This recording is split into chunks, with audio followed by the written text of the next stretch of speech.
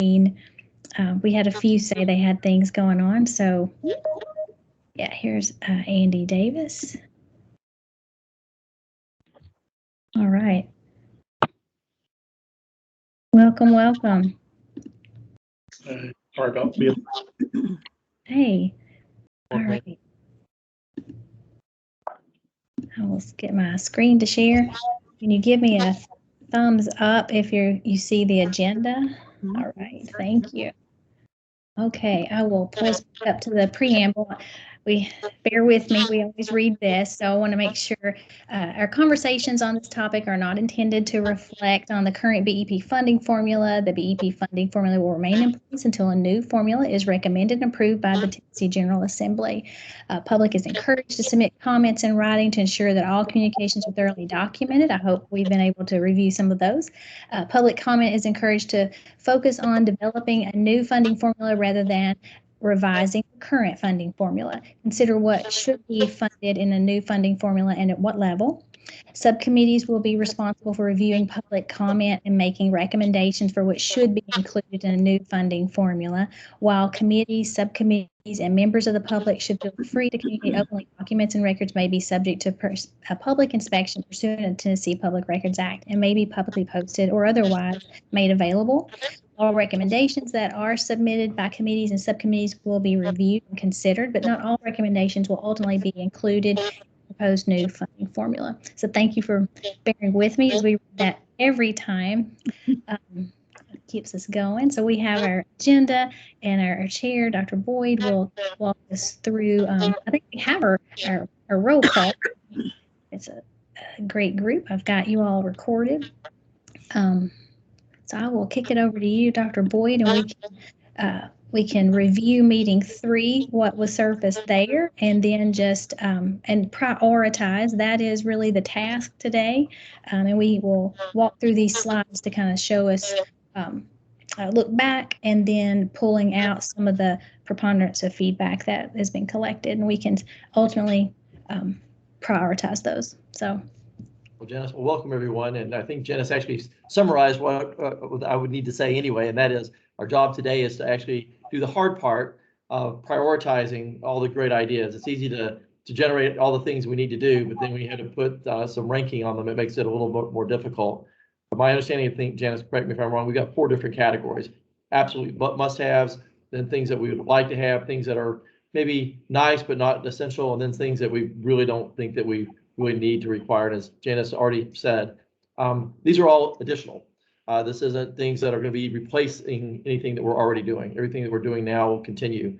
These will be how we see it, if there's some additional resources, how we would like to prioritize those additional resources. We've got our list, but we've all been provided tons of great input from all the different town halls, from our conversations, and now it's to our job at hand is to go through that list and start trying to prioritize. And I guess, Janice, is it possible for you to start pulling up all of our different ideas, and we'll figure out how we go through it. Maybe as we look at each segment, we can raise hands on it if there's a certain thing that you feel like has to go in the must-have, and hopefully we'll come up with some consensus on those. Yeah, absolutely. And I'll try to make this a little bit bigger. These were this is really the conversations and things we noted in that must-have category for the base, and then must-haves for weight. And so we can talk through prioritizing these, and I will make note of that also on the form for today. And then at the end, I will pull that forward. We can say yes, no, edit.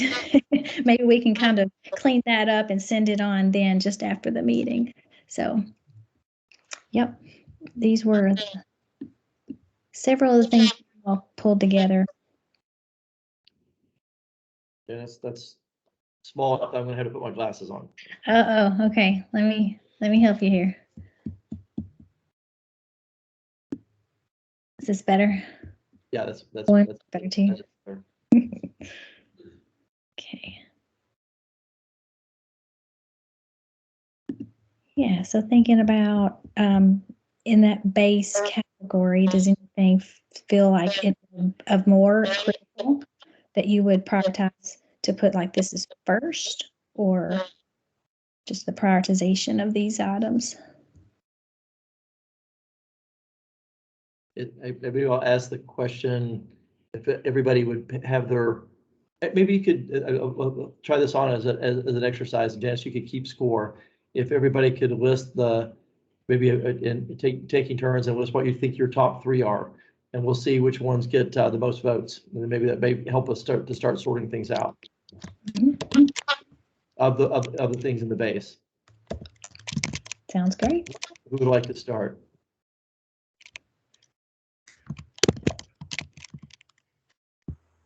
I'm going to ask a question before I start. Is there instructional supplies appears to be highlighted? Is there a reason for that? Oh, that's a great question, Lisa. I think I had just put a note over here. Oops. Let me make it a little smaller where I can get it to come up.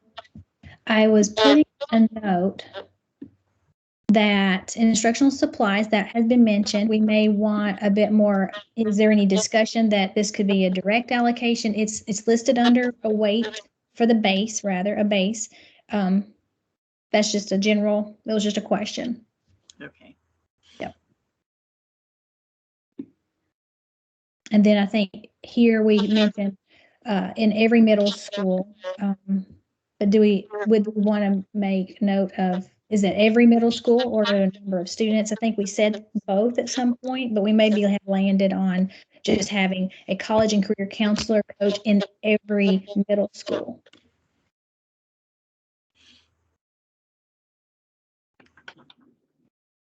I think in every middle school is fine. And there was one other question I had about base, because I thought there was some strong sentiment about including pre-K programs, where right now it's optional funding.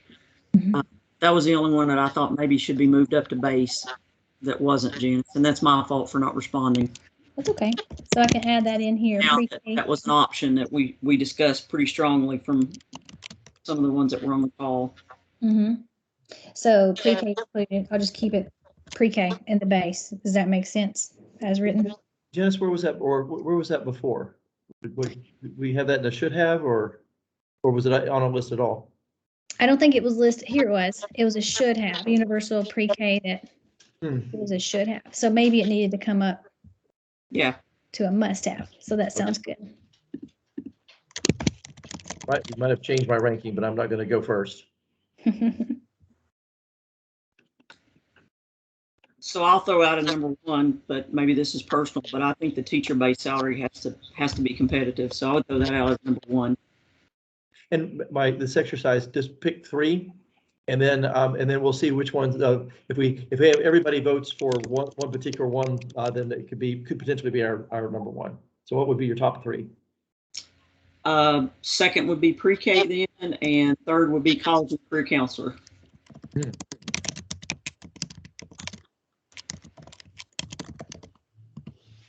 And then, I know you said vote for 3, but I don't think you can leave off transportation. So that's one of those, is it really ranked or is it just a part of it? So. Okay.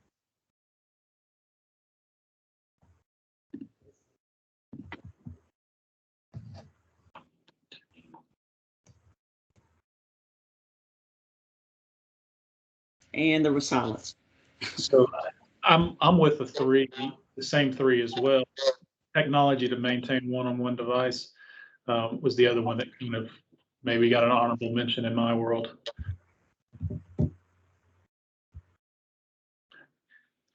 And I like, next after that would be the career counseling. This is tough, isn't it? I'll go ahead and go, but I'll go with increased teacher base. I think it would be my number 1, just because we've got to have great teachers and retention. Number 2 would be pre-K. We've got to get them to a strong start. And then I'm really torn between number 3. It would be either college and career counselor or a counselor for some emotional support, ACEs, wraparound support services, which we've done in some of the community schools. But if I have to choose, I'm going to go with college and career counselor. And I actually would duplicate exactly what you said. That would have been my priority, the teacher base salary, the pre-K, and the career counseling. Sounds like we're all aligned. Yeah, I think so. But Janice, those other things are critically important, obviously, since they made our list. I think that to mimic what you said as well, the counselor for social and emotional and ACEs, I think that is high as well. Because if children have other issues, they can't learn. Yeah. You know, so. And to me, the ratio of one every school, it needs to be adjusted to based on what the demographic that certain school is, adjusted accordingly. And I think that's where the challenge is.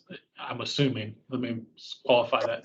I don't know if it meets the need. If you say one for every school, one areas in higher income, less problems, less issues, that one might be able to adequate. But if you're at Winchester Elementary in Memphis, Tennessee, where 60 or 80% of the kids are living in households that don't have living wages, it might be something totally different.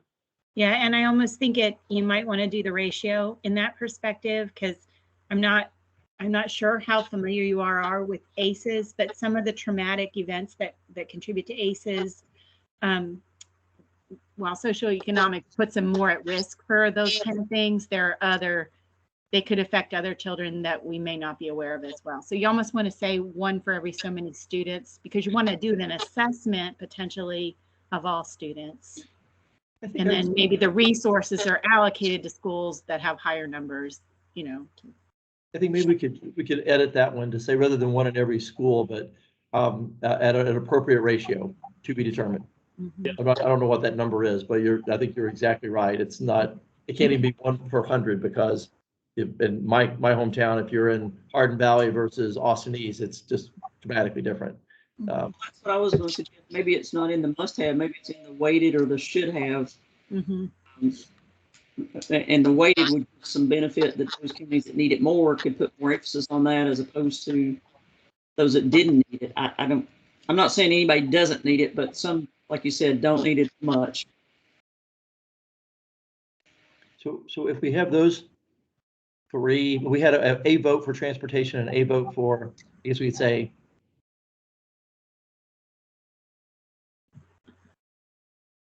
transportation, and the Council for Social and Emotional Support has maybe 1 or 2. That'd be our top 4 or 5. Yeah, I'm seeing the teachers. Yeah, the teacher-based We can't make salary. transportation in there. They all got to vote if we wanted ourselves to 5, but transportation and the Council for Social and Emotional Support would be at the bottom of the 5. I'm doing that right.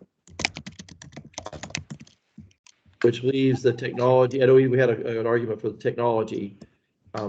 No one said anything about SROs per school as a must-have. Should that move down to a should-have then?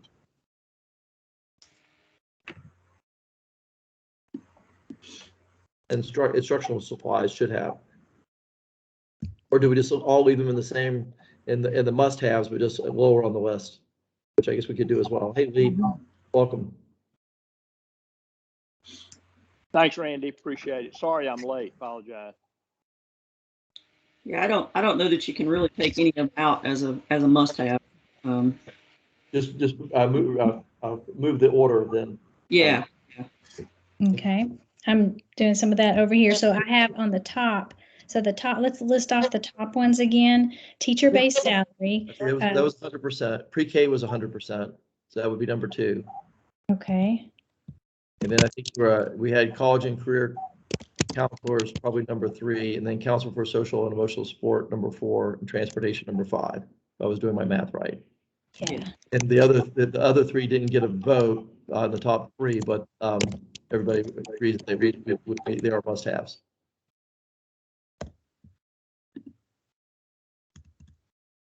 Okay. All right. So let me state that again, then the transportation, what were we moving down to a should have? Did we say that? No, I think that, well, everybody can correct me if I misunderstood, but I think what someone said was that all these are must-haves. So, but we're just changing the ranking and keeping them all as must-haves. Perfect.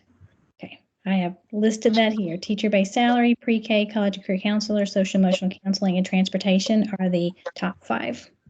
Hey, Lee, so what we just did, everybody voted on their top 3 items, not in order, but just the 3 things that I thought was the most. And what we just listed, there were certain things like base pay and Right. college and career counselors that everybody said was one of their top 3. There was a little bit of a split on counselor for some emotional support, but and transportation, but those would have rounded out the top 4. Sounds good. Actually, so Janice, pre-K, I'm sorry, but pre-K was like number 2. I'd want to, it's at the bottom now. It should be number 2. Okay. Yeah, I'm putting it over on a clean place. So I've got it here Oh, now. okay. Sorry. No, you're good. All right. So I think, yeah, does that kind of address all of those? All right. Then we can maybe move on into, certainly I can pull that back over if needed, but we can go back to the slide deck and then kind of toggle through what's listed there and then weigh in. There are a few questions as we go through the slides. I do want to pull back up and look at one that I may have moved past. This was just kind of going back over the meeting. So that meeting 4, our objective is prioritization. We can think through any request of resources that we still might need. We do have looking at our public comment.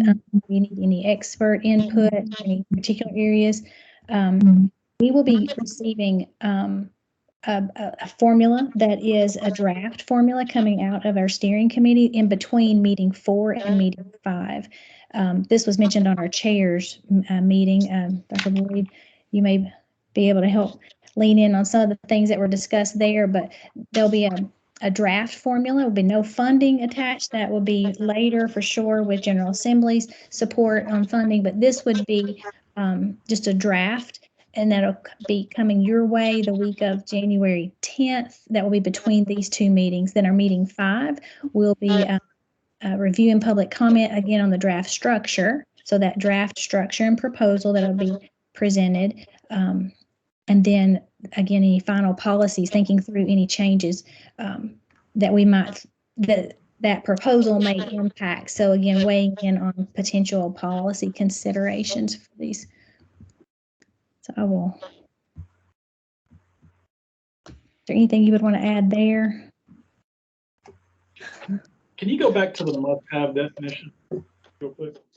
I'm sorry, say that again. You go back a slide, Oh, yeah. the definitions, the must-haves and Mm-hmm. should have.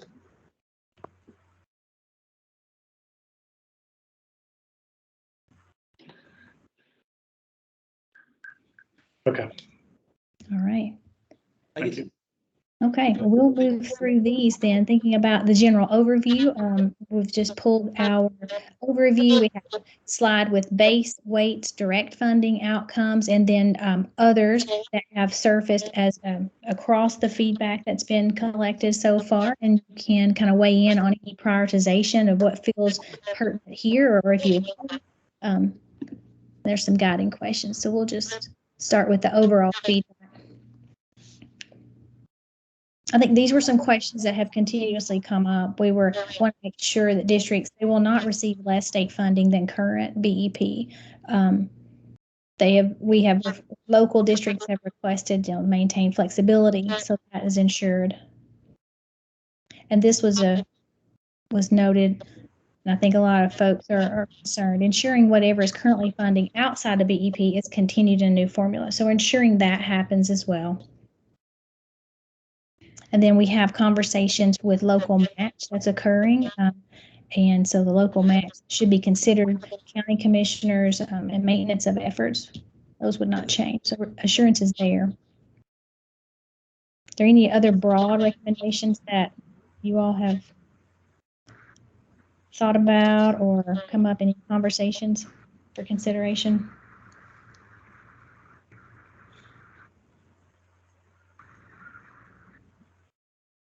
All right, I'll move this on. And Dr. Boyd, I'll let you drive us through just the weights and categories. Okay, so maybe explain those instructions again, Janice. What would you like for me to do? Oh, I'm sorry. No, just walking through. So the base, so this is the overview, like comments, basically the preponderance of feedback that's been collected, that this was to be included in the base. And it may have been exactly what was in what your recommendations, but just thinking through, consider these are current priority areas. Are there any others you would want to add? How would you prioritize these? And we have a slide for the base, weights, direct funds, and outcomes. Well, I won't read through the list here, but everybody can read those. And I guess so, Janice, would you like for us with these 5 to force rank those as well? Is that Yeah, one of the if there's ideas? if there's anything. Or add something. That's So I right. guess so the first question then would be, in addition to these 5 that are in the base, what other things should we include? That maybe it could come from the list that we just discussed earlier about must-haves. Was there a must-have that we had that we feel like should be included in the base that's not on this list?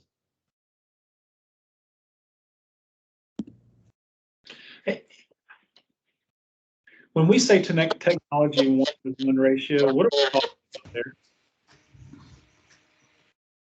When I would read that, I would hope that would mean back to that list 1, the 1-to-1 technology should be, I would imagine, be included in that. And that means every student gets the same level of technology across all the systems. It's a good question. It's not really clear. Maybe I wonder, Janice, if we could modify it and say technology, equity, and sustainability. What would you think? So from the school system I'm familiar with, high school's got a little stronger laptop than did elementary school. And then the K1 basically had a Chromebook. So, there was some differences in technology, but they did try to go 1-to-1 during COVID. And that's the first year that that's been accomplished in both Greenville City and Greene County. And I just think that that's critical that, we go from one system across the state to another system. And it doesn't bother me grade to grade as much as it does high school to high school. It's looking the same, or whatever the ratio is, that you're having to meet certain criteria.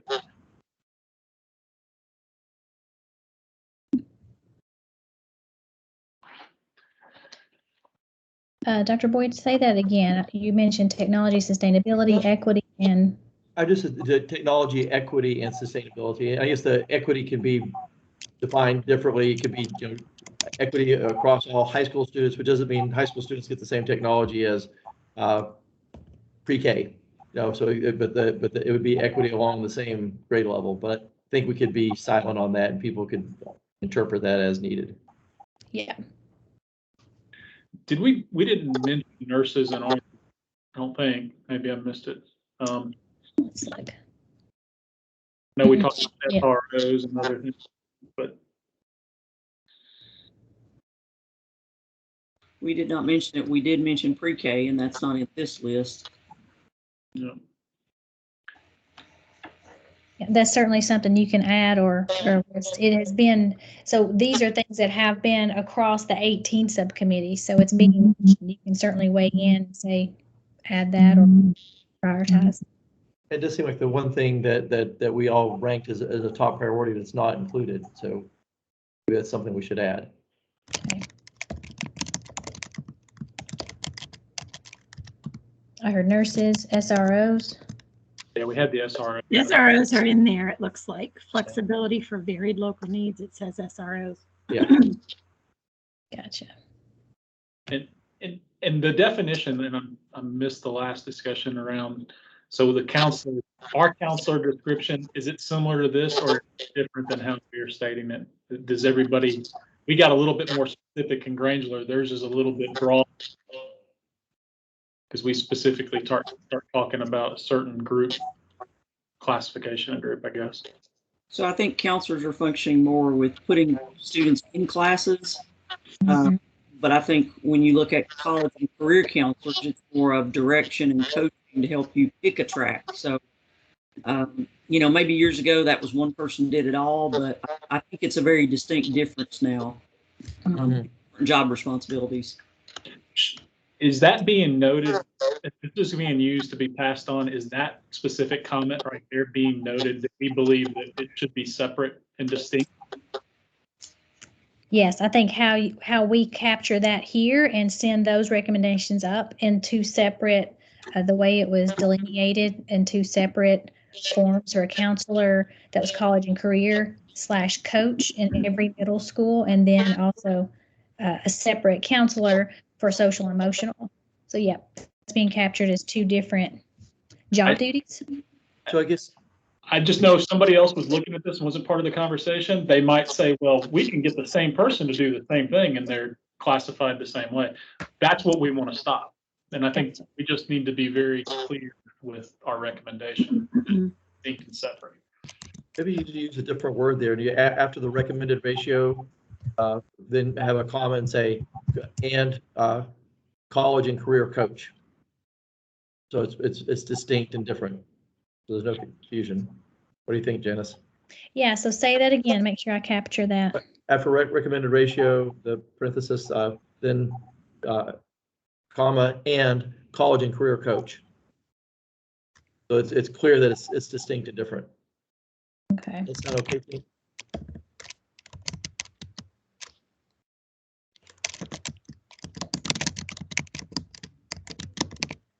And it bothers me a little bit that we've got flexibility in the last bullet, because flexibility can mean we don't provide that at all.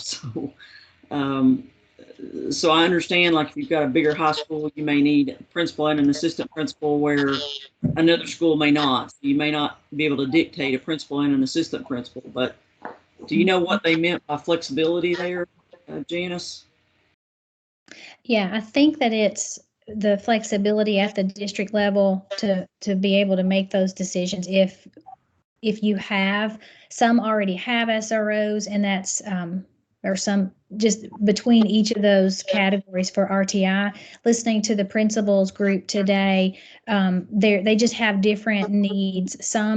One principal represented a small school that had they no longer have a nurse because it didn't meet the end count for their population. So having flexibility for the varied local needs, you could specify it to be a ratio or a number of students, just having that flexibility. So I think, to your point, being very clear on what you want it to be versus might be something to consider is the way you word that. And APs, so that's assistant principals. Some schools were not funded for a full principal, so that was a differentiation they wanted to make, that they're funded for a full principal. And I think that's should be the decision of the school board, that because each locality is a little different, ratios of people, school population could drive a lot of that. But one of the things that intrigued me about this last one is the CTE, right? And we talk about our workforce and our future workforce and exposure of trying to get folks more into technical-based programs and then exposure. I like the fact that this says that basically middle school CTE is need. It gives a very, but right now there's no requirement for middle school out there, right? And what does it mean for high school? We don't even bring up high school CTE programs. Okay, so here I think, so with there's very little. I wouldn't say that's not happening, but that is a big like moving forward with Perkins 5. That's an area that we're emphasizing. So through Perkins funds, you would have some access, but that's obviously an area that this committee has mentioned we would want to increase middle school CTE opportunities for courses that connect. This doesn't particularly note CTE, but again, those are already funded, so we wouldn't, anything that's already in, we would continue. If it is allocated through CTE, Perkins, those would continue. Okay.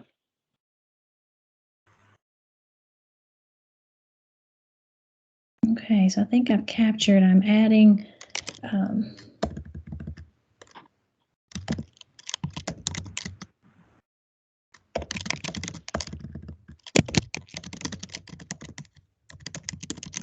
yeah, made that note at the recommended ratio, and it was the social emotional, right?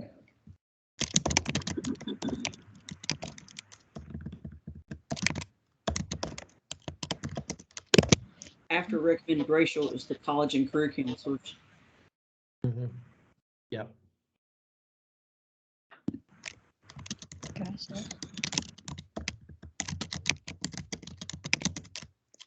Good deal. I'll make sure to emphasize that that's two separate, that we want to include both, and it's two roles. All right. Ready to move on to the weights? Think through the weights. Sure. So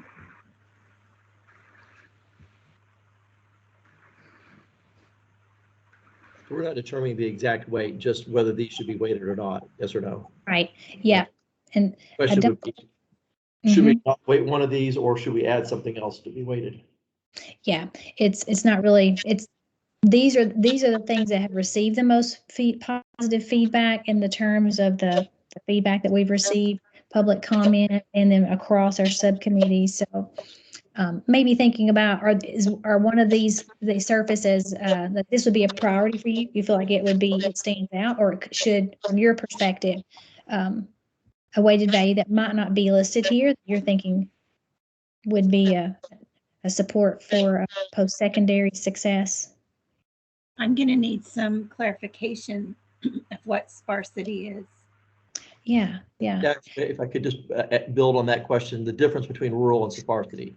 So what am I really clear? So there's a federal definition for rural, and districts, would meet that criteria. The sparsity is thinking about the geographic distance to a location, to a city, so access to resources. So like Hickman County has 3,000 students. It's rural, it's small, but it's a very wide geographic area. So it's one of the largest. So transportation expenses are more, it takes more to go, students are spending more time on the bus. So just thinking about the geographic sparsity to resources to get to school, those are expenses that are encumbered, that they might not actually meet the federal definition of criteria for rural. I see.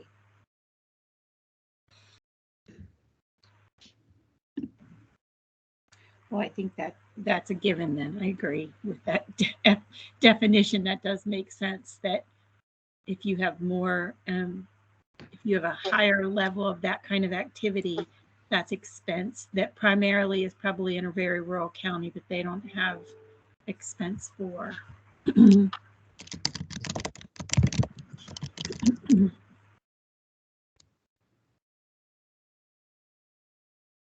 Yep.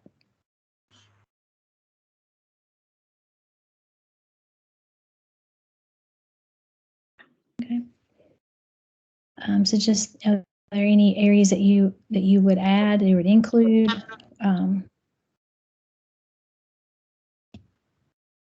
Yeah. I don't have anything to add. Okay. Either, I'm good. Okay. All right. Thinking about our additional dollars, and so those are direct funds. So some fixed costs that would be available for particular areas of need or interest. So incentivizing. So the positive feedback here for areas that were fast growing, middle school CTE. Let you read through. And I know this has probably been debated intensely, so I may be late to the conversation, but on the high dosage tutoring in 4th grade for learning loss, I don't quite understand why that wouldn't be K-4. Because if you wait till the 4th grade to correct it, it's kind of too late, right? Yeah, you're right. That actually is kind of connecting over to a current our learning loss law. So our bill there, that was Chapter 1. So that's coming up at a year from this spring. So beginning in the 23-24 school year, that students that are below proficient, they're below the on track marks, accelerating, working, providing access for them. That's actually a mandate that we would have a support in place. So that high dosage tutoring, it's based on research. So it's high dosage for reading and math, and a low ratio. Concentrating a high frequency for that content, reading and math, then with that low ratio of 1 to 3, that maximizes, based on research, that maximizes the impact for a longer lasting, for acceleration on grade level, on standards. So it's connected to our learning loss bill, and it's currently, there's no funding actually attached to that at this time. And it is a mandate that would go into effect in 23-24 school year. So that would be a good additional dollars. That's come up a lot in conversation. Innovative high school models, and even thinking about innovative models that may have some of our ESSER funds or grant money that is helping for those STEAM or high-tech type grants. How might those, we provide fixed supports there. I've heard ACT came up today in a principals group. They were mentioning some ACT supports, retake options, things like that.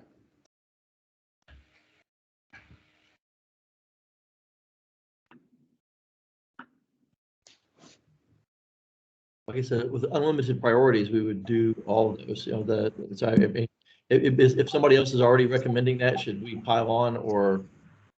I think we could say that we agree. I'm not sure I'm hearing anything that's additional at this time. Okay. Can you define fast growing just a little? Is that based upon community headcount or? Yeah, seems like just increased populations. And even we mentioned in an earlier meeting that transient population. So some fast growing demographics and changing demographics that our schools are going to respond to. Okay, I'll move us on if you're ready.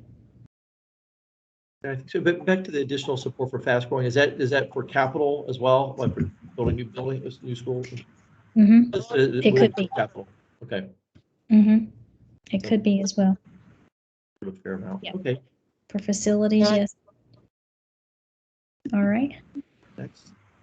Yeah, and then this one, outcomes. So thinking about areas that receive those positive feedback, really that incentivizing. So for outcomes that would connect over to achievement areas.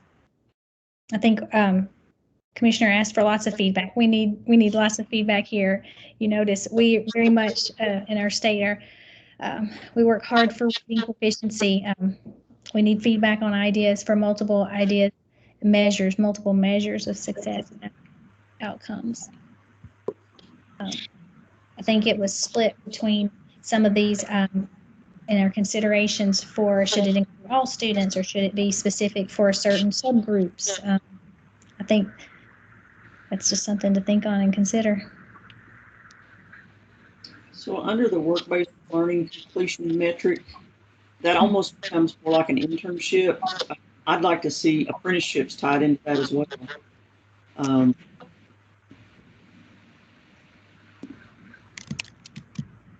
You say, or apprenticeship opportunities. Yeah. Right. That's a great idea. The work-based learning is good at the high school level, but they're getting experience in industry and may or may not be getting paid for it. With an apprenticeship, they're working part of the day as well as the high school part of the day. So it's a great way to get individuals into the field that they're looking at. Nice.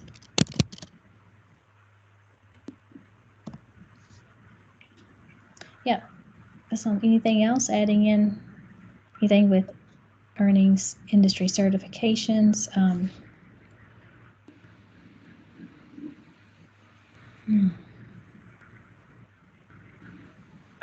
Are we saying if through these 6 things that all of our students will graduate either career or college ready? Are we kind of saying that through these things, or are we not? At the end of the day, the students graduate from K through 12 with at least they're either career ready or college ready or both. I think so. And you're like defining that success. What does that success look like? Is it what's completion or matriculation, or what? Are there some metrics we might want to incentivize that we're really looking?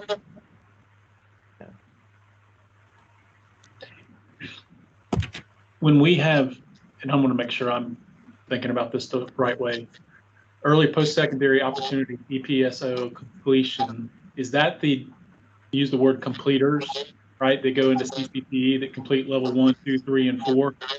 Is that what we're talking about when somebody goes to HVAC and they complete level 1, 2, 3, and 4 and get all of those completed, and we're measuring that, and that's the outcomes that they're being evaluated on the schools? And it can be an EPSO completion can also be there's the definition. It could also be 21 on the ACT. It could be a dual credit, being awarded a dual credit. What else, Dr. Boyd? You've got those up your sleeve. Certifications such as like an OSHA certification, a ServSafe, a welding certification. Each school district has the opportunity to add new EPSO certifications, I think, based on a staggered schedule. Some do it in the spring, some do it in the fall. Different industry sectors do it at different times.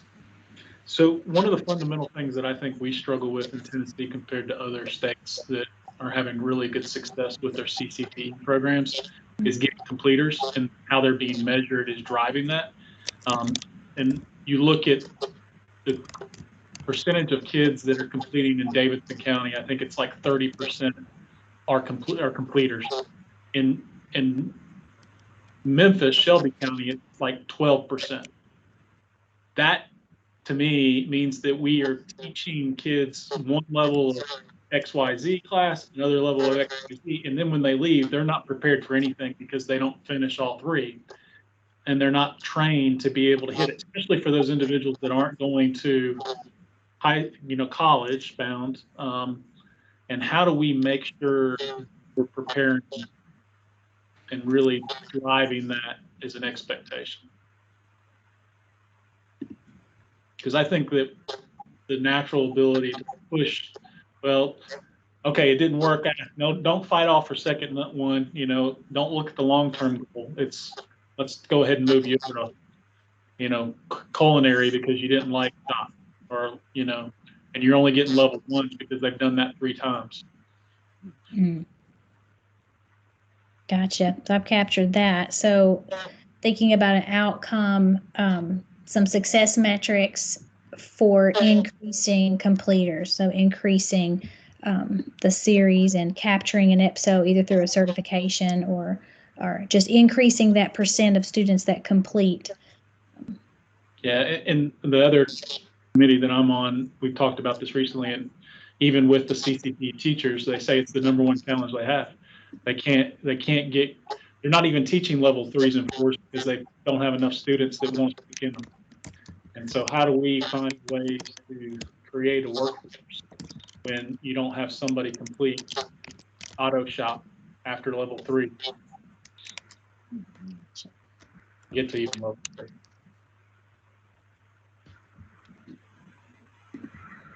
That's the challenge, isn't it? It's because these aren't mandatory classes. So it's not about the capabilities, it's about the recruitment in a big part. Yeah, but the difference in Florida, when they do it, they're getting measured, and the principals are getting measured on the level of completers that they have going through their schools. And so their percentages are more like 70, 80%. So it's because my understanding, they're measured on that, and principals and school systems aren't measured here. So there's no desire to help guide, right? You have the career counselor, they're going to work with them earlier. You're going to have more emphasis on working with the student and make sure that they're prepared when they enter the class, that they're getting through the completer, if they're going to know that they're getting met. That's a great idea, great point. Got Gotcha. You're adding something there, Janice, around some level of measurement around completion, not just saying that we want to do it, but that we hope to hold leadership accountable, right? Yes, I put the measurements for increased completers, percent of students completing CTE courses, a series, and there's accountability. So this would be, yeah, so for your outcome, that sounds like good feedback.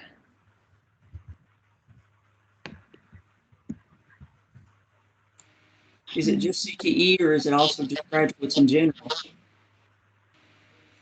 Well, don't they get measured on graduates? I mean, that's something that schools look at anyways. The problem is that, well, what I've seen, the CCT is kind of pushed off to the side a little bit in the state of Tennessee for a number of years.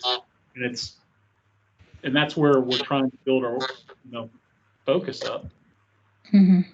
at least for those individuals who need to go down that path, right? Yeah, because it is, I think that's to your point, it is part of our current ready graduate processing, but I think what I hear you saying is an outcome measure to incentivize increasing those completers. And so that might mean that we would need to think through completing what in particular, increasing the robust, would be more conversation there, but that would be at least a start to tag that.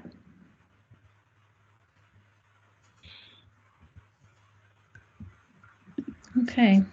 Any other edits or additions on outcomes?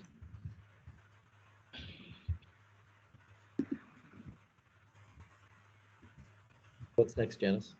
All right, so I think we're kind of coming back, closing it out. It's looking at our next meeting time would be the 18th, same place, same time. Going back to what we noted here on the process, we've definitely prioritized. I'll clean this up a little. I'll send it over to you, Dr. Boyd, to say, hey, is this right? Add to it, and we'll get that really quickly to send it on over. Because the steering committee is pulling from what you're saying as a recommendation to be able to produce that draft formula that would be here. Again, the draft would not have funding attached, but prioritized areas for consideration. So getting that in kind of a visual for us to say a formula and have feedback on it, and then prepare for meeting 5 to really weigh in on that draft structure. Make some final recommendations on the formula components, like what's missing, how might we flesh that out a little more, and then final on the meeting 6 is the final policy consideration. So definitions, to your point around defining federal, we'll make sure we have that.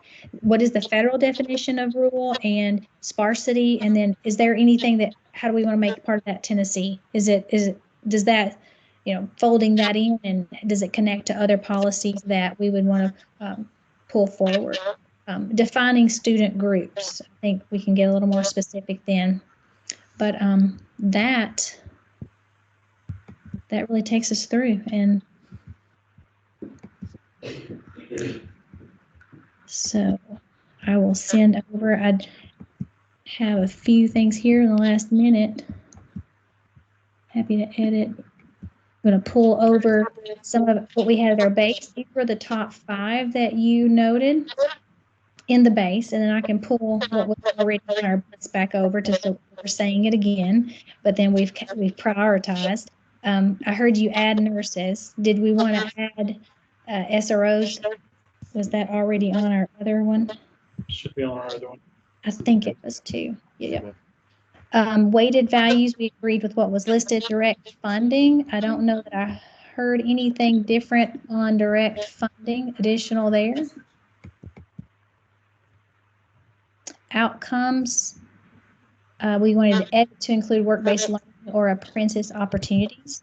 Measurements for increased completers, so thinking about the percent of students, maybe tagging something specific around that increase in completers. If that's kind of getting in the way, that might be a measure worth watching increase, and have it be really specific in our accountability to look for how that increases to incentivize. That's what I think I've heard. I can go back and listen. Is there anything else from the group? think that's great, Janice. You said something about just sending this to me, but if you would, just send it to the whole group and everybody can, some people will see things that maybe I missed. So it'd be great just to share with everybody and get everybody's feedback while it's fresh. Yeah, I'll do it. You'll get it here in just a minute. And if you want to weigh in on any of it, please do. And I'll send it over so the committee they can fold it into the steering committee. Awesome. All right. Jess, thanks for pretending to let me lead. Thank you for leading and great job. I appreciate everybody's input on this. This is, I think, it's going to have some powerful suggestions. Yeah. I really appreciate you all. Thank you. Thank you for your insight. Thanks everyone. Yeah. Have a good evening. Bye. Bye. Thank you.